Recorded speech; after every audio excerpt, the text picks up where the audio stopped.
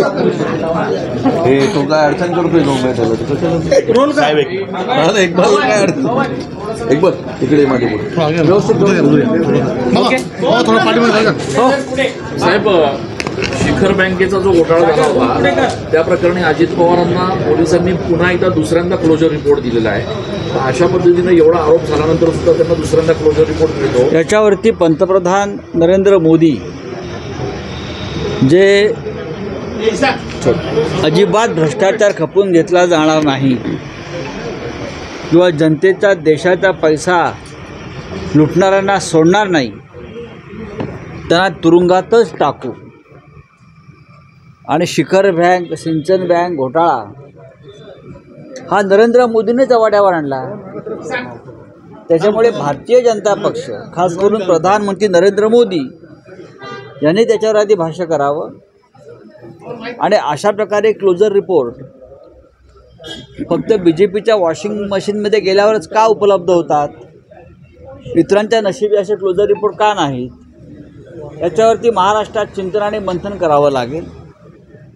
अशा प्रकारचे closure report हा या देशातला सगळ्यात मोठा भ्रष्टाचार आहे आणि तो सत्ताधारी भारतीय जनता पक्ष करतो. झारखंडच्या मुख्यमंत्र्यांच्या घराच्या बाहेर मोठा पोलीस बंदोबस्त लावण्यात आलेला आहे. एकूणच ईडीकडनं अटक होण्याची शक्यता वर्तवली जाते. महाराष्ट्राच्या मुख्यमंत्र्यांना सुद्धा कधी काळी ही भीती वाटत होती. मग त्यांनी भाजपबरोबर संधान बांधलं आणि आता त्यांना शांत झोप लागते.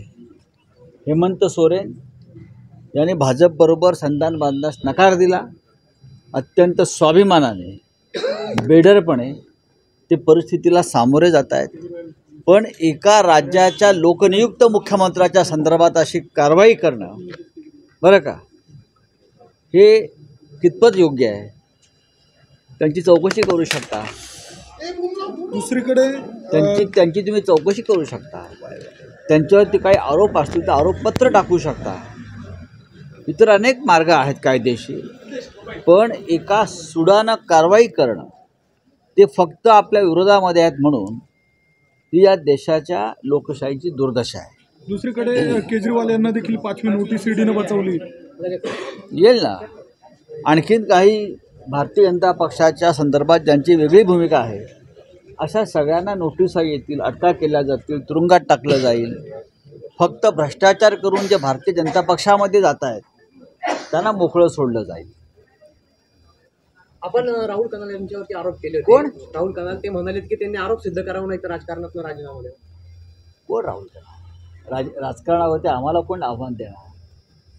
मी ओळखत नाही झालं. प्रकाश आंबेडकर साहेब, प्रकाश आंबेडकर म्हणतात की AICC कडनं अजून आम्हाला अधिकृत पत्र आलेलं नाहीये आणि त्यामुळे आघाडीत आमचा समावेश आहे असं आम्ही सध्या तरी समजत नाही.